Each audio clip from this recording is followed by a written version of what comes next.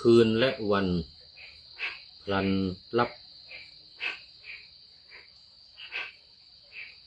คืนและวันพลันดับลงลับล่วงเราทั้งปวงจงอุตสาหากุศลโอ้ชีวิตคิดถึงรำพึงตนชีวิตคนมันไม่ยืน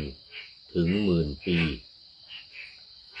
ขอถวายความนอบน้อมแด่พระรัตนตรัยมีพระพุทธเจ้าเป็นต้นขอถวายความเคารพพระมหาเถระพระเถรานุเถระเจ้าคณะพระสังฆาธิการทั่วโลกมีพระเดชพระคุณพระธรรมเสนาบดีเจ้าคณะภาค7วัดพระธาตุดอยสุเทพเป็นต้นและขออำนวยพรแด่ท่านผู้ฟังท่านผู้ชมสาธุชนพุทธบริษัททั้งหลายวันนี้รายการพระไตรปิฎกลอยฟ้า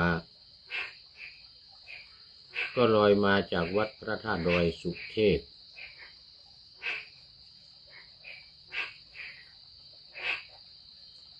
ผ่านทาง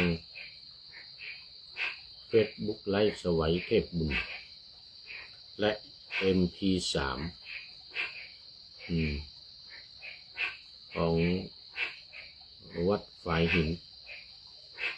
โดยพระครูสมุวิสุวัฒน์วรกิจโจแล้วก็ลอยไปสู่สถานีวิทยุ5 แห่ง1 สถานีวิทยุพระพุทธศาสนาแห่งชาติและจริยธรรมวัดพระธาตุดอยสุเทพระบบ FM 96 เมกะเฮิรตซ์มีพ่อครูวันลบนามวงพรหมเป็นผู้อำนวยการอาจารย์พระมหาประสิทธิ์ประสาธิโกเป็นหัวหน้าสถานีและอาตมภาพพระครูปริยัติยานุศาสตร์เป็นผู้บรรยายเป็นประจำทุกวันไม่มีหยุดยกเว้นไฟดับอย่างที่ผ่านมา อาทิตย์ที่แล้วไฟดับเกือบ2 อาทิตย์ที่ผ่านมาไฟดับไปหลายวัน 3-4 วัน ก็เลยรายการก็เลื่อนออกอากาศมาขออภัยวันที่อาจจะไม่ตรงกับวันที่จัดนะไม่ตรงกับวันที่บอกไว้เพราะว่ามันเลื่อนสถานีไฟดับ แต่ตอนนี้ดีแล้วทีนี้ท่านผู้ฟังที่ฟังบางทีมันเรื่องเหตุการณ์อะไรบางทีประชาสัมพันธ์อะไรมันผ่านไปก็ต้องขออภัยแต่รายการวันนี้นี่จะออกอากาศวันที่25วันที่จะล่วงหน้ามา3 วันก็หวังว่ามันจะตรงถ้ามันเกินก็หรือมันเลื่อนก็ต้องขออภัยมีประชาสัมพันธ์วันที่25นี้นิดหน่อยก็คือเรื่องของการบำเพ็ญกุศลทักษิณานุปทาน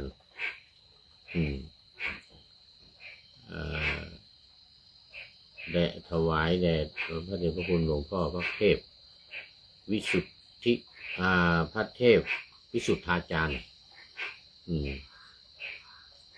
อดีตเจ้าคณะจังหวัดเชียงใหม่แล้วก็อดีตเจ้าอาวาสวัดพระธาตุดอยสุเทพของเรานี้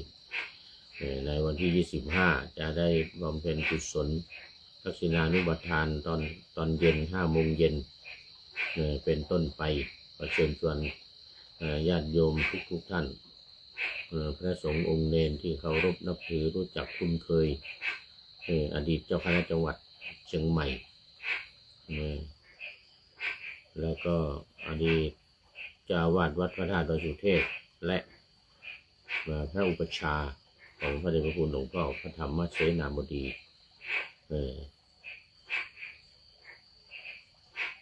เจ้าคณะภาค7วัดพระธาตุดอยสุเทพของเรา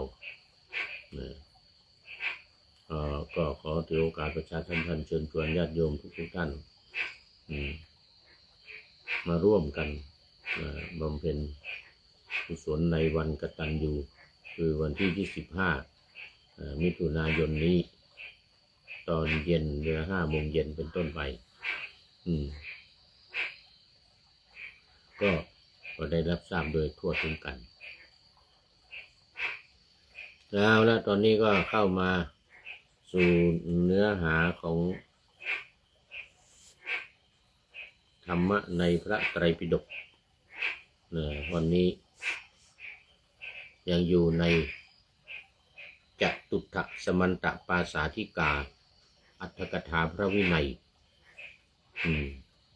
แต่ว่าตอนนี้ต้องขอไปมันดึกหน่อย รอบมิดไนท์ อันนี้เรียกว่ารอบมิดไนท์แล้วรอบดึกแล้วรอบสุดท้ายแล้ว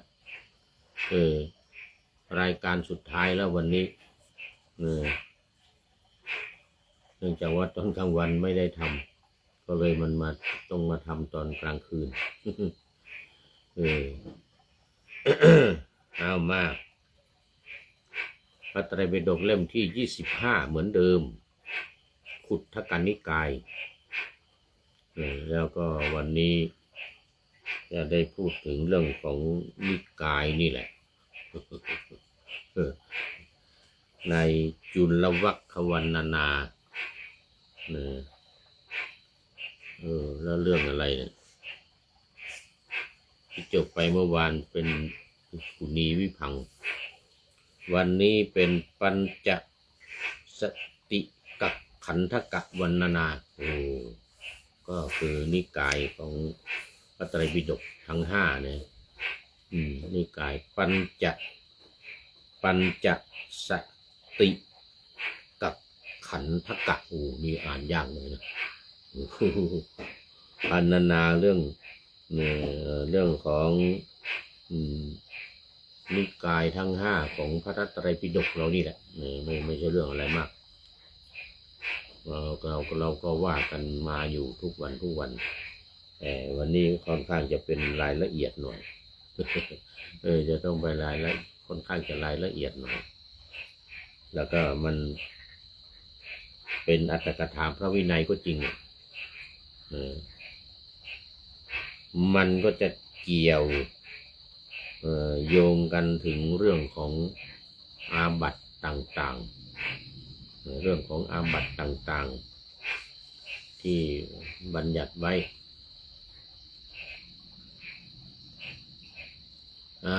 อันดับแรกนี่ก็มาดูวินิจฉัยในปัญจสติกักขันธกะพึงทราบดังต่อไปนี้2 บทว่าปัญจนิกายเยปุจฉิมีความว่าท่านพระมหากัสสปะถามนิกาย5คือทีฆนิกายมัชฌิมนิกายอังคุตรนิกายสังยุตตนิกายและขุททกนิกาย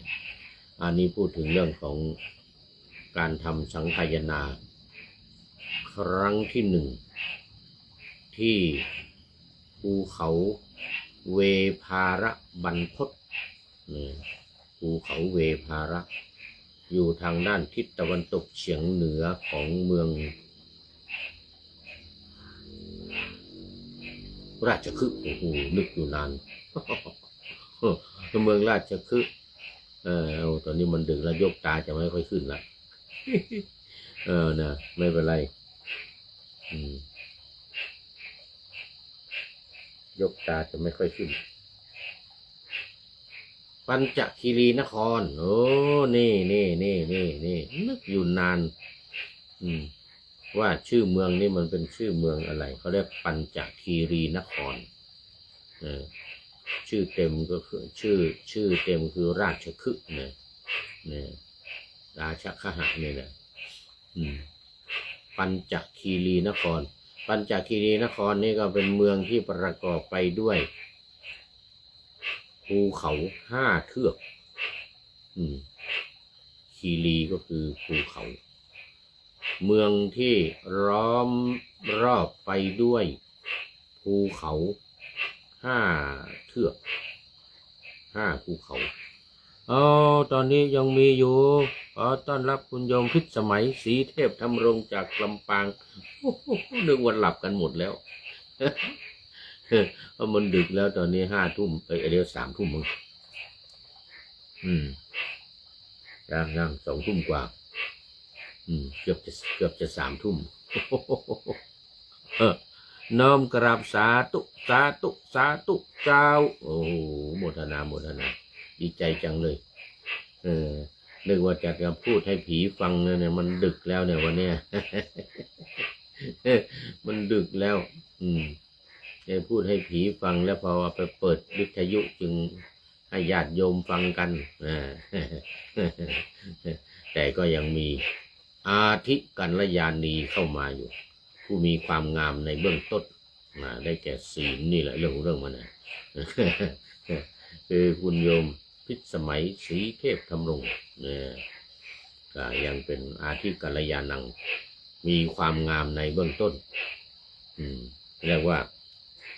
เข้ามาในตอนต้นของรายการปานาธรรมะไปเรียบร้อยแล้วแต่ว่ามันยังผ่านไปไม่กี่นาทีเนี่ยยังกำลังผ่านไปไม่กี่นาทีเองไม่ถึง10 นาทีผ่านไปประมาณ10 นาทีโมทนากับคุณโยมวิสมัยศรีเทพธรรมรงค์จากลำปางอยู่เป็นเพื่อนกันก่อนเด้อฟังอยู่เป็นเพื่อนกันก่อนรอบดึกถึงประมาณ3 ทุ่ม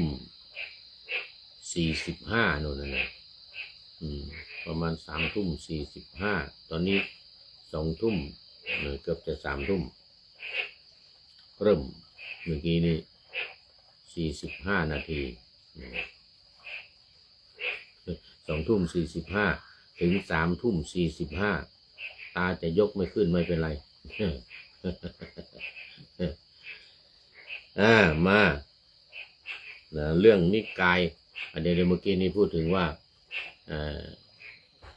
นิกายทั้ง5เนี่ย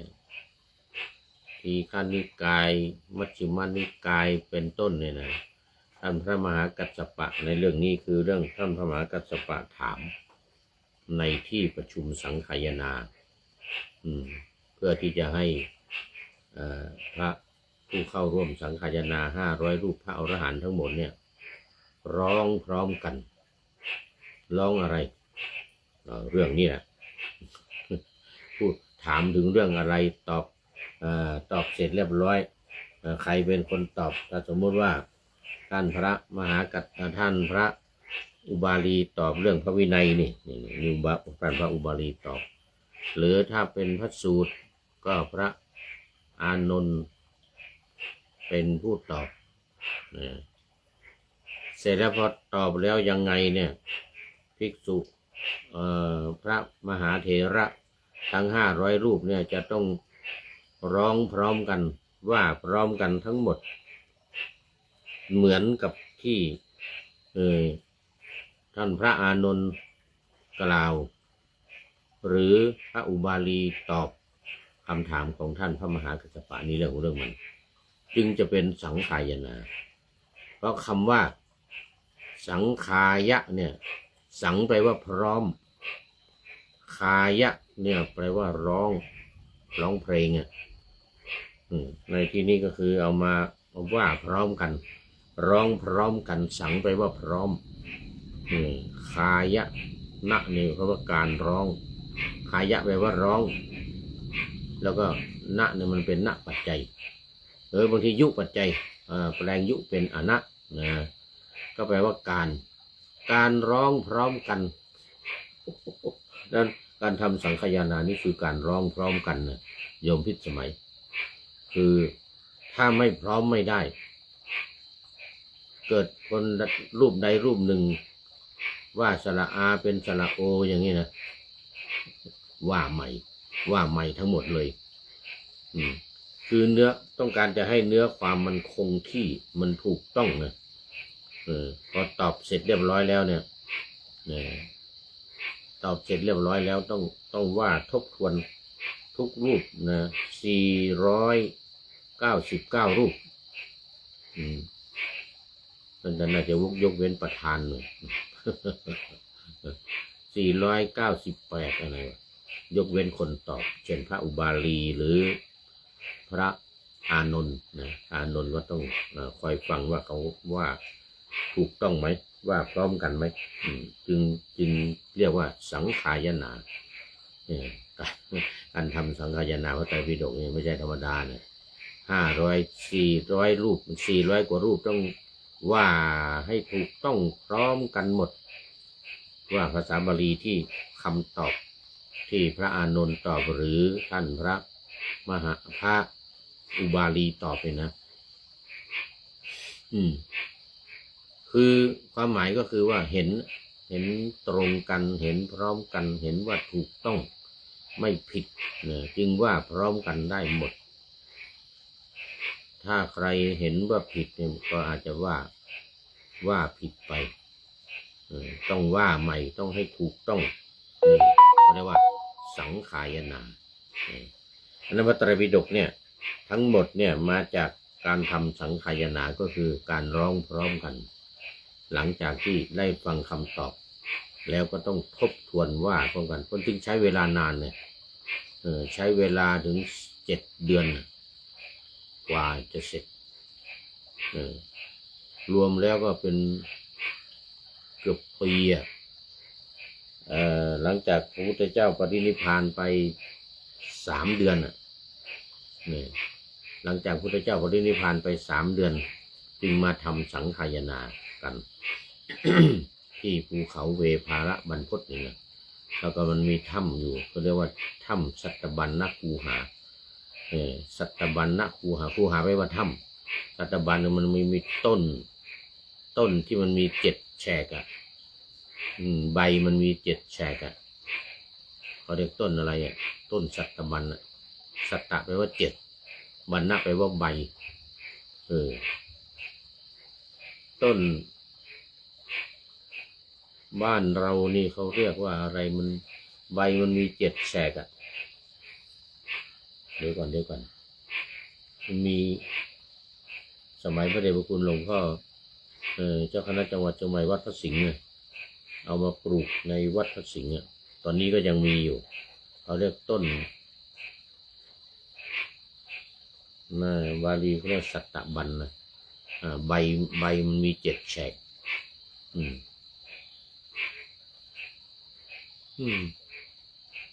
ลืมไปนี่ในวัดพระสิงห์นี่มีเอามาปลูกติดปากอยู่นะ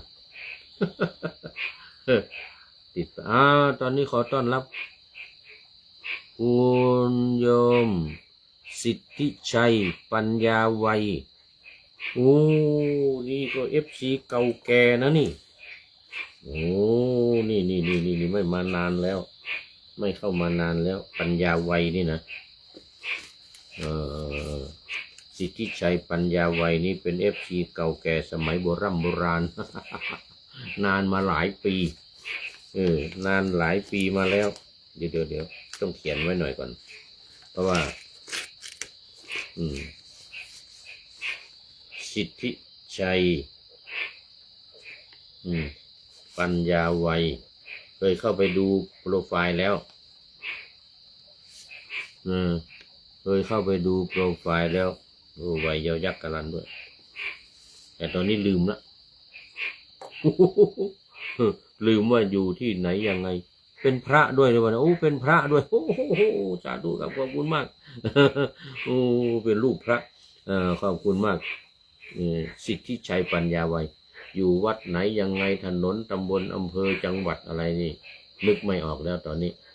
เพราะว่าเป็น FC เก่าแก่สมัยนุ่มนานเนกาเลแล้วหลายปีนี่กว่าจะเข้ามานี่นะ ยังไม่ลืมกัน ยังไม่ลืมกันขอบคุณมากแล้วก็เป็นเพื่อนกันยามดึกด้วยวันนี้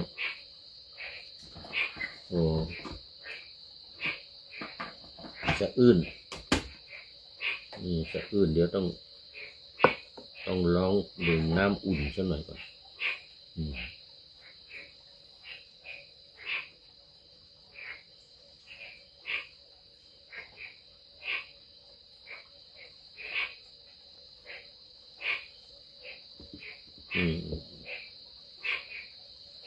บางทีเขาบอกว่ามีคนทักนะมีคนพูดถึงเขาเรียกว่ามีคนเล่าฝัน มีคนเล่าฝัน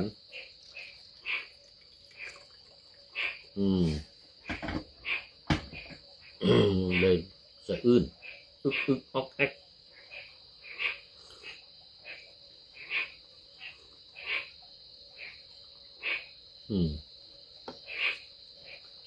โอ้ท่านอาจารย์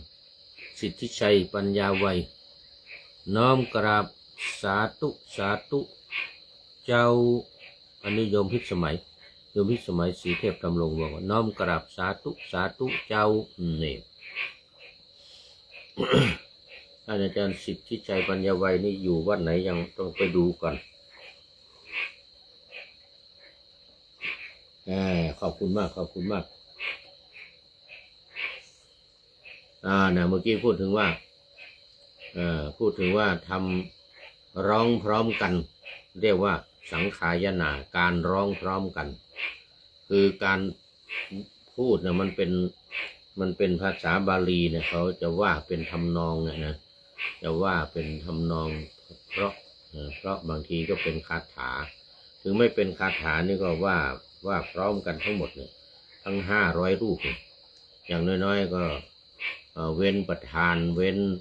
ผู้ตอบ2 รูปก็เหลือ498 รูปอย่างเงี้ย498 รูปเพราะประธานจะต้องไปฟังพร้อมกันหรือไม่พร้อมว่าเหมือนกันหรือไม่เหมือนนี่โอ้โหฟัง500 รูปนี่ไม่ใช่น้อยๆนะ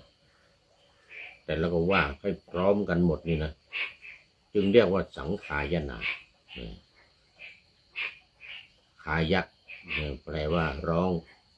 เหมือนกับร้องเพลงเนี่ยที่อินเดียนี่เขาเรียกว่าขายะนะหรือบางทีเราเสียงเป็นข้าวคาโอจงร้องเพลงจงร้องเพลงอย่างนี้คาโออย่างนี้แต่วันนี้มีสังอยู่ข้างหน้าไว้ว่าพร้อมนะเวลาตอบปัญหา1 ข้อพระมหากัสสปะถามเรียบร้อยแล้วสมมติว่าในทีฆนิกายเนี่ยปัญจนิกายเยปุชินี่นะถามแล้วในนิกายทั้ง5นี่นะสมมติว่าในทีฆนิกายนี่มีเรื่องอะไรถามทีฆนิกายเรื่องพระพุทธเจ้าสมมติว่าเรื่องพระพุทธเจ้าแล้วพระอานนท์ตอบโอ้สมัยนั้นพระพุทธเจ้าประทับอยู่ที่นั่นที่นี้อะไรเงี้ยนะเสร็จแล้วก็กล่าวเรื่องนี้ว่าธรรมะอย่างนี้เนี่ยนะว่าเสร็จเรียบร้อยแล้ว498 รูปนะที่อยู่ในเนี่ยนะต้องว่าพร้อมกันเหมือนกับที่พระอานนท์ว่าเนี่ยสมมติพระอานนท์ว่าเอวเมสุตัง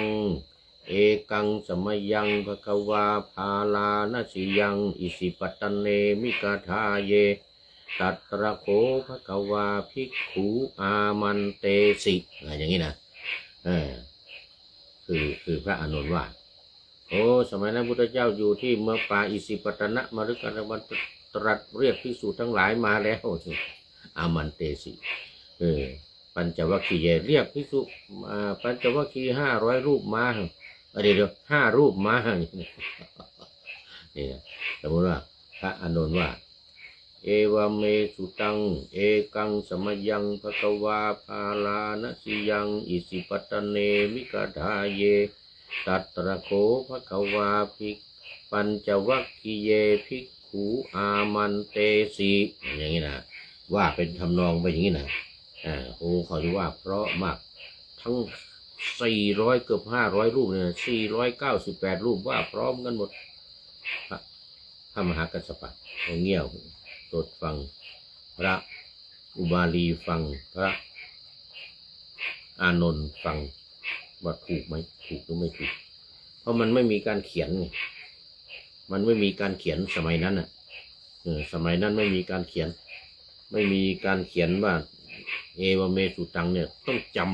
ำต้องใช้โสตประสาทคนมันนั่นพระอรหันต์ทั้งนั้นน่ะมีปฏิสัมภิทาหมดสุดยอดจำแม่นยำต้องเนี่ยเรามารวบรวมมี45 เล่มเนี่ยจำหมดเนี่ยดูสิเนี่ยทั้งหมดเนี่ยต้องจำได้หมดเลยว่าได้หมดเลยนะสิกขาบทไหนปาราชิก4 ข้อเนี่ยมีอะไรบ้างเนี่ยนะโยปนภิกขุเนี่ยนะก็ต้องว่าตาม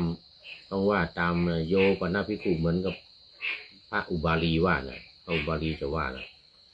โยปนภิกขุภิกษุใดทำนั้นทำนี้ผิดอย่างนั้นผิดอย่างนี้พระพุทธเจ้าบัญญัติว่าเป็นสิกขาบทปาราชิกว่าเป็น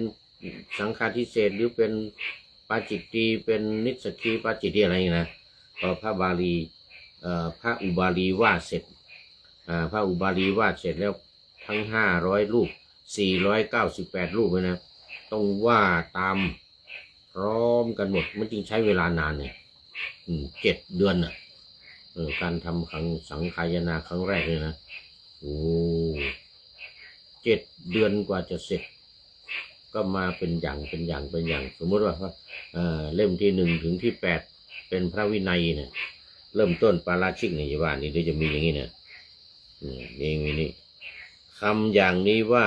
เว้นปาราชิก4 เสียสิกขาบทที่เหลือเป็นสิกขาบทเล็กและเล็กน้อยเป็นอาทิพระสังฆาหะกะเถระทั้งหลาย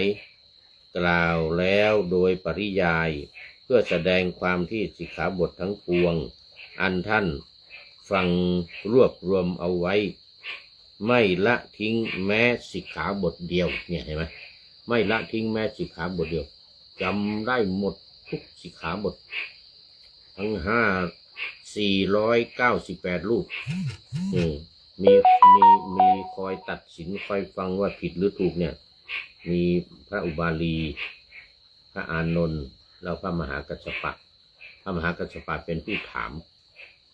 อุบาลีถ้าเป็นเรื่องวินัยพระอุบาลีตอบถ้าเป็นเรื่องพระสูตรอภิธรรมพระอานนท์ตอบอานนท์ก็เป็นอรหันต์แล้วตอนนั้น ปฏิบัติธรรมทั้งคืนอย่างว่าไม่ใช่เป็นว่าอรหันต์แล้วก็ดำดินไปดำดินไปโผล่ที่บนธรรมาสน์อานนท์นี่นะให้คนทั้งหลายในที่ประชุมรู้ว่าตัวเองเป็นอรหันต์มีปฏิสัมภิทา4ดำดินบินบนได้มีหูทิพตาทิพจำแรงแปลงกายได้ดำลงในแผ่นดินที่ยอดเขาคิชกูฏปฏิบัติธรรมอยู่ยอดเขาคิชกูฏนะพระอานนท์นี่นะ นอนอยู่บนเขาคิชกูฏ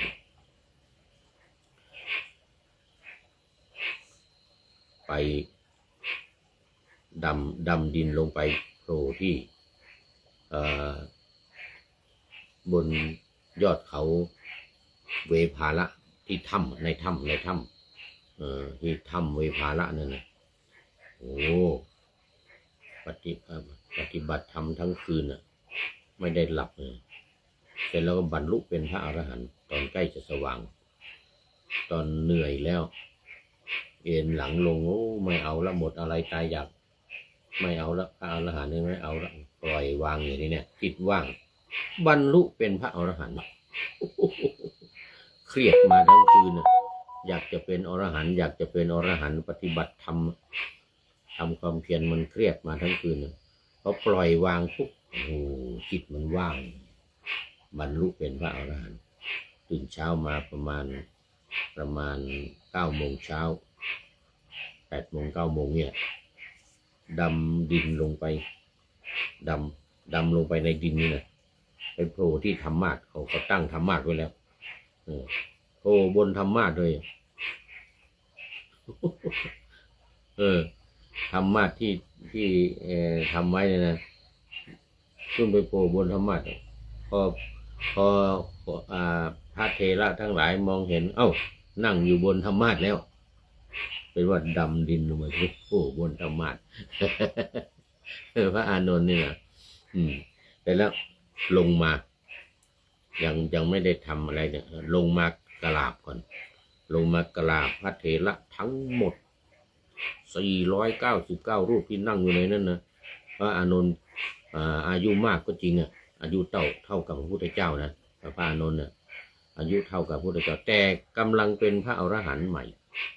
กำลังเป็นพระอรหันต์เมื่อคืนที่ตอนเช้าที่ผ่านมาเนี่ยตอนเช้าวันนี้ใกล้จะสว่างเนี่ย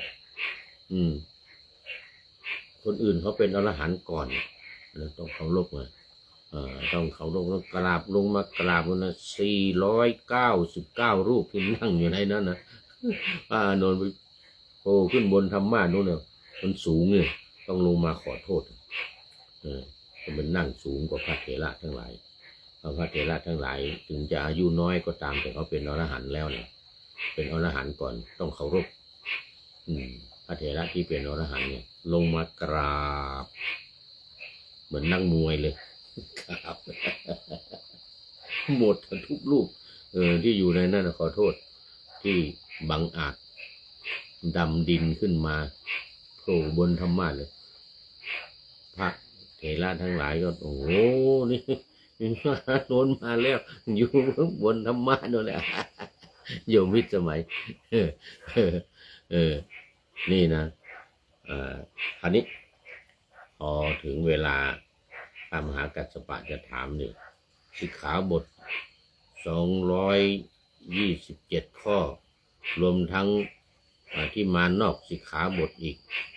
แล้วก็ของภิกษุณีอีก311ข้อพระอุบาลีจำได้หมดเลยแล้วจะต้องอาศัยพระเถระทั้งหลายจำต่อกันเดี๋ยวอุบาลีก็จะตายไงจะปรินิพพานไงพระมหากัสสปะก็จะปรินิพพานอุบาลีก็จะปรินิพพานจะต้องพระเถระ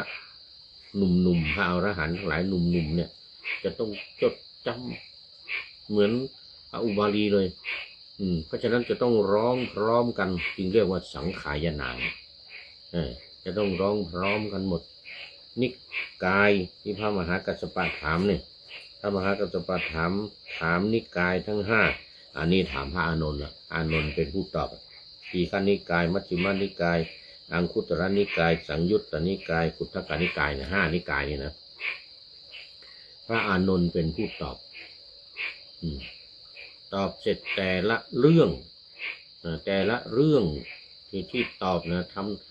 ธรรมะแต่ละข้อที่ตอบแล้วเนี่ย497นี่สิ497รูปนี่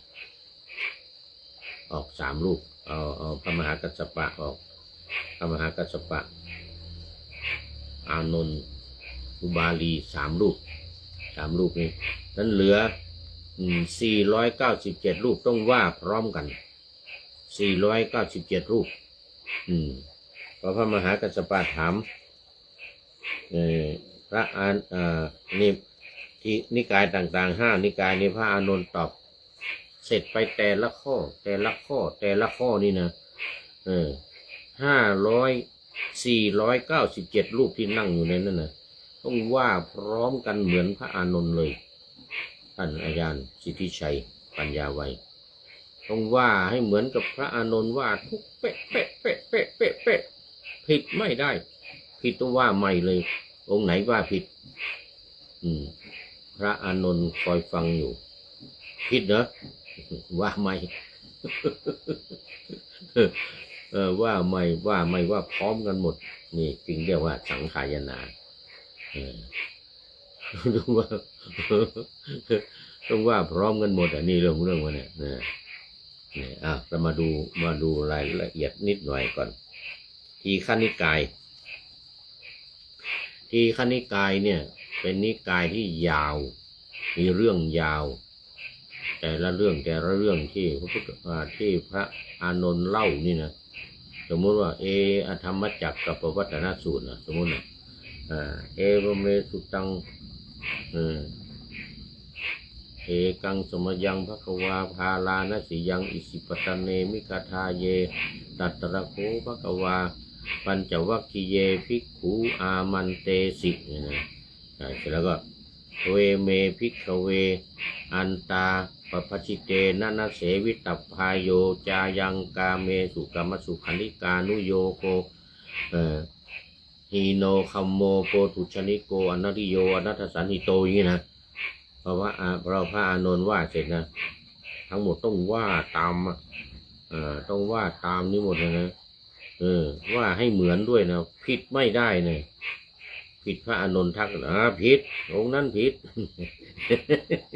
ต้องว่าใหม่อีกนะพร้อมกันหมด497 รูปเสียงมันจะจ้องกระหึ่ม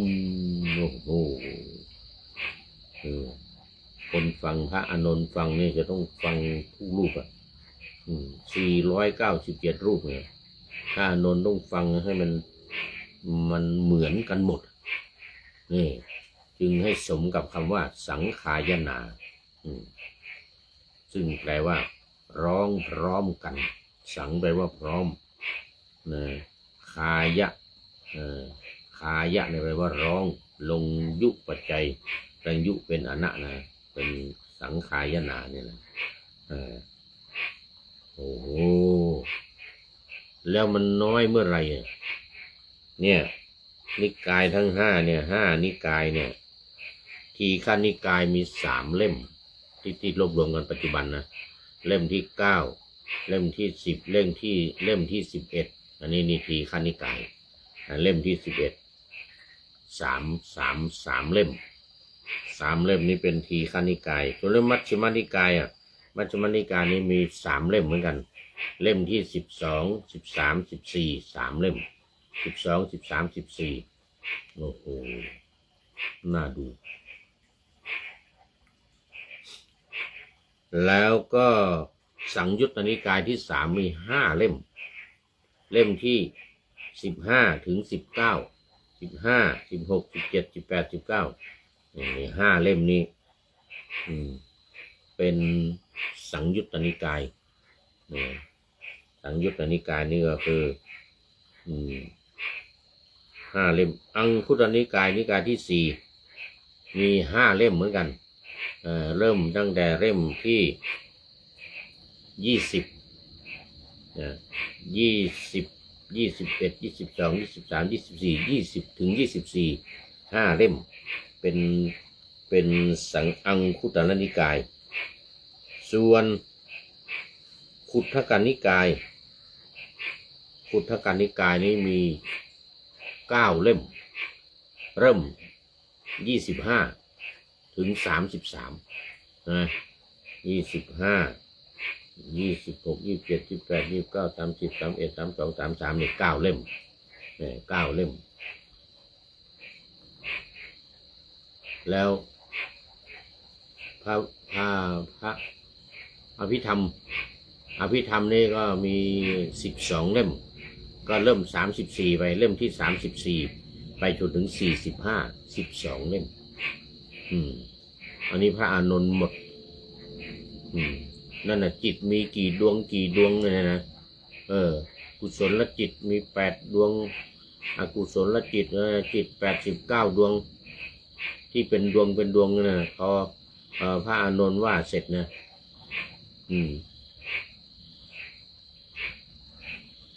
497 รูปต้องว่าตามให้เหมือนกันหมดพร้อมกันด้วยโอ้โหนายแน่มาก ต้องพร้อมกันด้วยเอาคำว่าสังขายนาแปลว่าร้องพร้อมกันการร้องพร้อมกันก็คือว่าเป็นทำนองนี่แหละไม่จะไปร้องอะไรมากอย่างที่ว่าเมื่อกี้เนี่ยสมมติว่าตอนนี้เป็นมงคลสูตรเป็นมงคล38อานนท์ก็จะว่าแล้วเอวเมสุตังเอกังสมยังภควาสาวัตถิยังวิหารติเชตวันเนอนาถปินดิกัสสาอาราเม ตัตระโคภควาภิกขุเทวตาก่อนเทวตาอภิกันตวันนาเกวลกัปปังเชตวันนังโอภาเสตวาหินะพระอานนท์ว่าเสร็จนะ497รูปต้องว่าพร้อมกันเหมือนกับพระอานนท์ว่านี่โอ้พระพุทธเจ้าพระพุทธเจ้าประทับอยู่วัดเชตวันเทวดาหมื่นโลกจักรวาลเข้ามาถามนี่นะเทวดาถามกันมา12 ปีอะไรเงี้ยที่พระอานนท์ว่าไง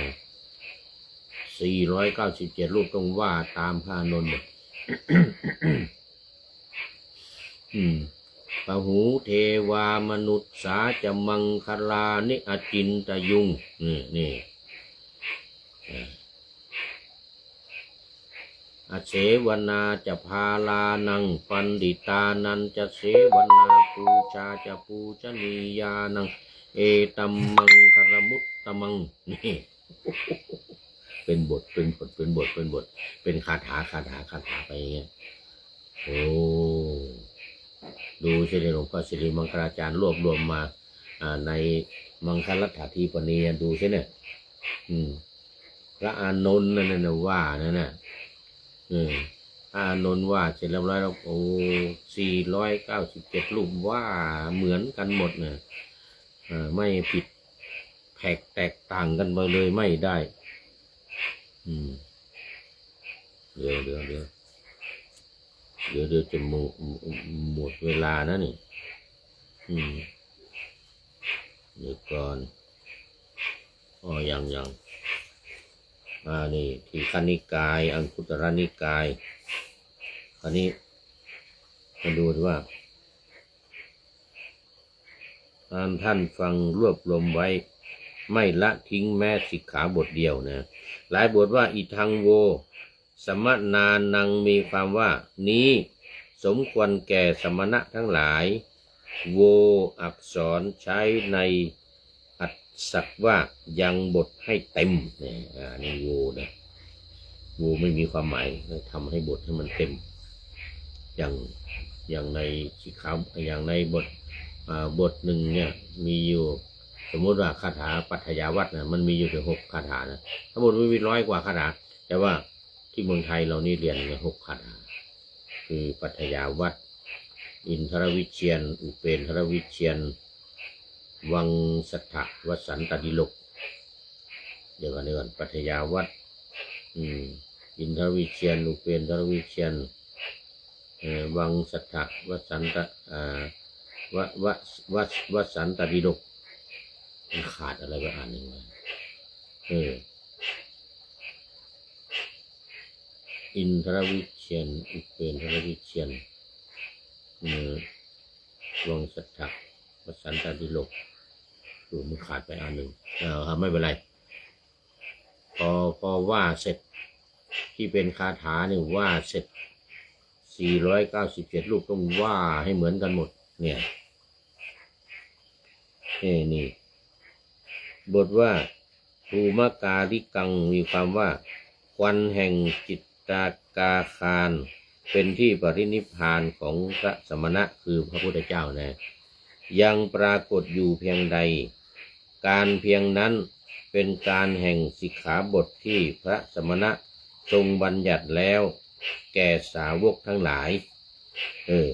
อันนี้หมายความว่าตั้งแต่ต้นมาจนถึงพระพุทธองค์ปรินิพพานปรินิพพานควันแห่งจิตตากาก็คือควันไฟที่บนกองฟอนควันไฟที่บนกองฟอนที่พระราชทานเพลิงพระบาทสมเด็จพระสัมมาสัมพุทธเจ้าเรานี่นะที่ปรินิพพานไปแล้วนี่นะยังปรากฏอยู่นะการเพียงนั้นเป็นการแห่งสิกขาบทที่พระสมณะก็คือพระพุทธเจ้า ทรงบัญญัติแล้วแก่สาวกทั้งหลายทุกสิกขาบทไม่ละทิ้งรวบรวมเอาไว้ทั้งหมดไม่ละทิ้งแม้แต่สิกขาบทเดียวรวบรวมไม่หมดอันนี้จะแตกต่างจากฝ่ายมหายานหน่อยนะมหายานนี่เขาจะตัดเรื่องวินัยนี่เขาจะไม่มากเขาจะตัดไปตามที่พระพุทธองค์ดำรัสตรัสไว้ก่อนปรินิพพานว่าถ้าภิกษุต้องการจะลดสิกขาบทใดสิกขาบทหนึ่งลงสิกขาบทเล็กน้อยเหมือนกันนะให้ตัดออกได้สิกขาบทเล็กน้อยให้ตัดออกได้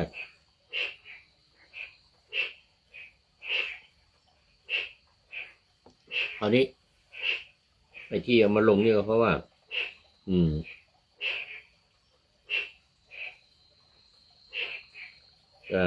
ดังนั้นทุกกตังอิทังปิเตอาวุโสอานันทะทุกกตังนี้อันพระเถระทั้งหลายเพียงแต่จัดติว่ากรรมนี้อันท่านทำไม่ดีแล้วจึงกล่าวแล้วหาได้กล่าวหมายถึงอาบัติไม่อันพระเถระเหล่านั้นจะไม่รู้จักอาบัติและมิใช่อาบัติหาไม่ได้รู้หมดจริงอยู่ในบัดนี้เองท่านพระมหากัสสปะได้ประกาศคำนี้ว่าสงฆ์บัญญัติสิกขาบทพระผู้มีพระภาคไม่ทรงบัญญัติไว้ไม่เลิกถอนสิกขาบทที่พระผู้มีพระภาคทรงบัญญัติไว้แล้วทีนี้ไอ้ที่ว่าพระเถระมันจะมีอยู่ว่าพึงเพิกถอนสิกขาบทเล็กน้อยได้ทีนี้สงฆ์ในการทำสังฆายนาเนี่ยก็ปรับอาบัติ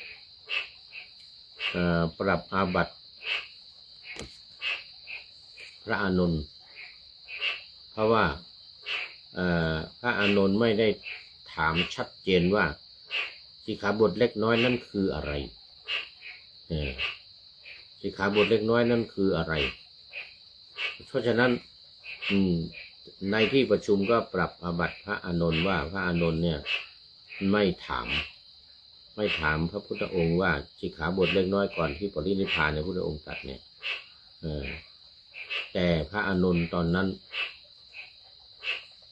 ก็ยอมรับว่างงเพราะว่าพระอานนท์ยังไม่ได้เป็นพระอรหันต์เนี่ยเป็นเพียงแค่โสดาบันแค่จะจำสิกขาบททั้งหลายจำธรรมะทั้งหลายแล้วมันก็เต็มสมองเต็มหัวไปหมดแล้วก็เลยไม่ได้ถามยอมรับพระอานนท์ก็ยอมรับว่าไม่มันลืมไปหรือมันคิดไม่ถึงได้ยินว่าพระพุทธองค์ตรัสว่าถ้าสงฆ์ต้องการจะ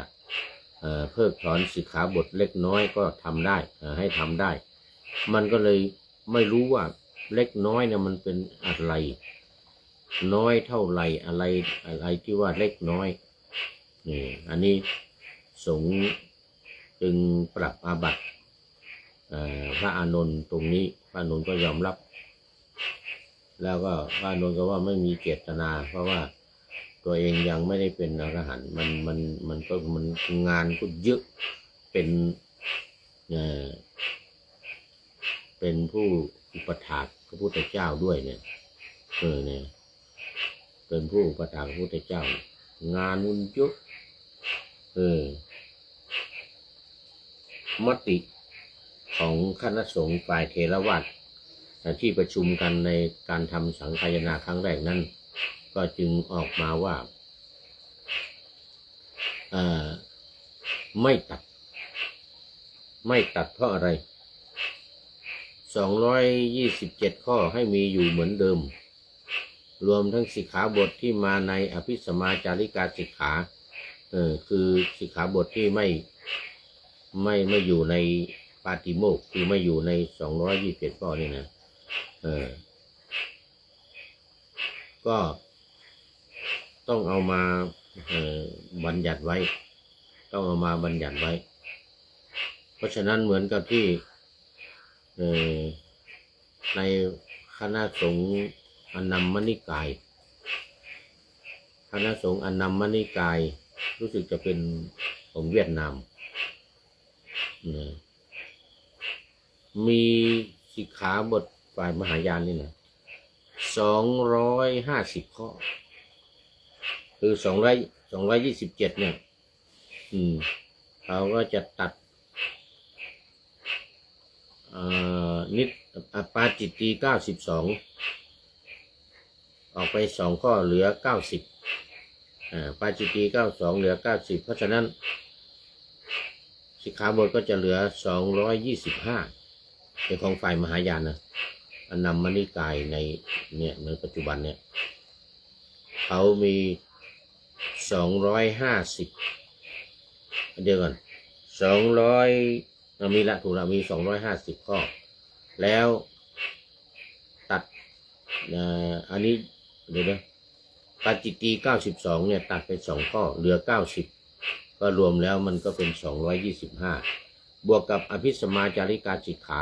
าบทที่ไม่อยู่ในปาติโมกข์เนี่ยมาอีก25 ข้อเป็น250เพราะฉะนั้นปัจจุบันเนี่ยสิกขาบทของฝ่ายมหายานอันนัมมนิกายเนี่ยเขาเคร่งกว่าเราเนี่ยเรามี227ของเขามี250แล้วอย่าไปเที่ยวว่าฝ่ายมหายานเขาไม่ถือวินัยไม่ใช่นะมันเป็นบางนิกายก็มีเมียได้ด้วยอย่างว่านะ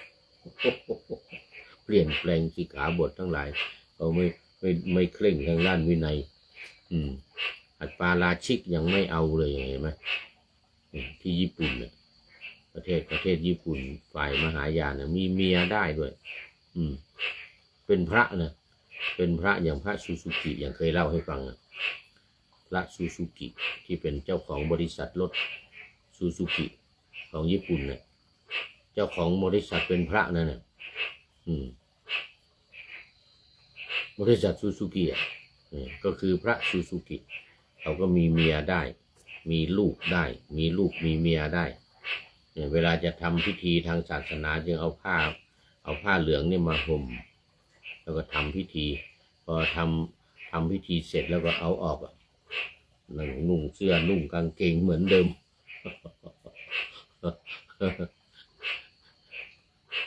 เขาถือพุทธดำรัสที่พระพุทธองค์ตรัสว่าถ้าภิกษุต้องการจะตัดสิกขาบทก็ตัดสิกขาบทออกได้เล็กน้อยทีนี้ในการทำสังฆายนาครั้งนี้ของฝ่ายเถรวาทเราเนี่ยนะพระอานนท์ไม่สามารถตอบได้ว่าเป็นข้อไหนยังไงน้อยเท่าไหร่มากเท่าไหร่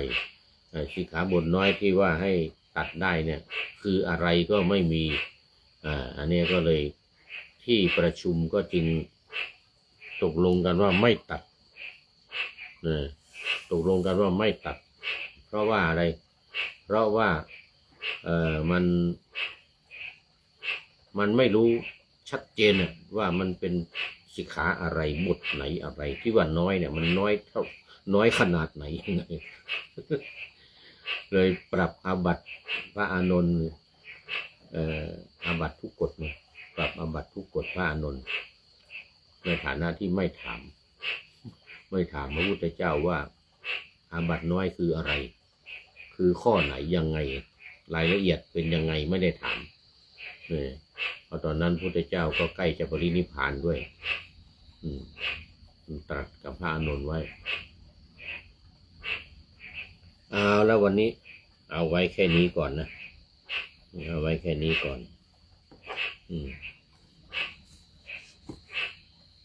ภิกษุทั้งหลายจำนะพระเถระเหล่านั้นนะจะไม่รู้จักอาบัติหรืออาบัติหรือวิชาอาบัตินี่หาไม่ได้เลยเอาไว้แค่นี้ก่อน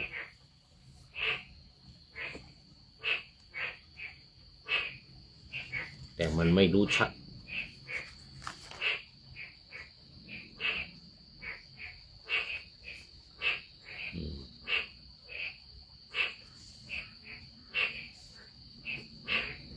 นี่มันไม่รู้ชัดเรื่องวินัยเรื่องบัญญัติให้เอาไว้นี่ก่อนโอ้ท่านอาจารย์สิทธิชัยปัญญาไวยก็เป็นอยู่เป็นอะไรเขาเรียกว่าปริโยสานะกันระยานังจะมีความงามในที่สุดสู่เส้นชัยของรายการในวันนี้เอาโมทนาเป็นอย่างยิ่งนะเรื่องของวินัยเอาไว้แค่นี้ก่อนเดี๋ยววันต่อไปจะวาดต่ออีกแล้วก็เรื่องนิกายต่างๆทั้ง5นิกายที่พระมหากัสสปะถามในที่ประชุมพระอานนท์เป็นผู้ตอบรายละเอียดต่างๆเดี๋ยวจะได้นำมาพูดคุยกันอีกในวันต่อไปวันนี้โมทนากับทุกท่านที่เข้ามาแล้วมาดูวันนี้ข้อคิดท้ายรายการวันนี้ได้จากคุณเราแพรเยื่อไม้พระเดชพระคุณท่านพระครูพิสารธรรมโกศลอดีตพระเถระนักแลนักเทศของวัดประยูรวงศาวาสวัดประยูรกรุงเทพมหานคร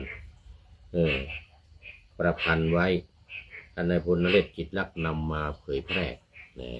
ดังต่อไปนี้คืนและวันพลันดับลงลับล่วงเราทั้งปวงจงอุตสาหากุศลโอ้ชีวิตคิดถึงลำพึงตนชีวิตคนมันไม่ยืนถึง10,000 ปีสุดยอดเป็นข้อคิดท้ายรายการในวันนี้ว่าชีวิตคนเราเนี่ยมันสั้นมันไม่ถึง10,000 ปีก็ต้องรีบขวนขวายหาทำบุญทำกุศลเป็นเสบียงทางไว้ในภายภาคหน้าก็บุญกุศลนี่จะติดตัวเราไปเวลาตายทรัพย์สมบัติทั้งหลายไม่มีอะไรที่จะติดตามตัวเราไปได้ยกเว้นบุญและบาปเพราะฉะนั้นบุญกุศลเนี่ยต้องทำไว้ให้มากข้อคิดท้ายรายการวันนี้ขอบคุณท่านนายพลนเรศจิตลักษณ์ที่นำเอาบทประพันธ์ของหลวงตาแพรเยื่อไม้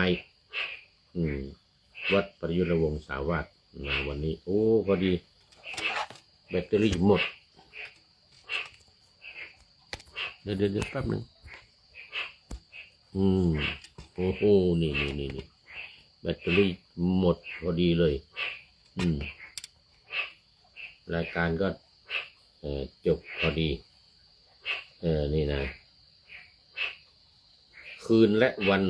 พลันดับลงลับล่วงเราทั้งปวงจงอุตสาหากุศล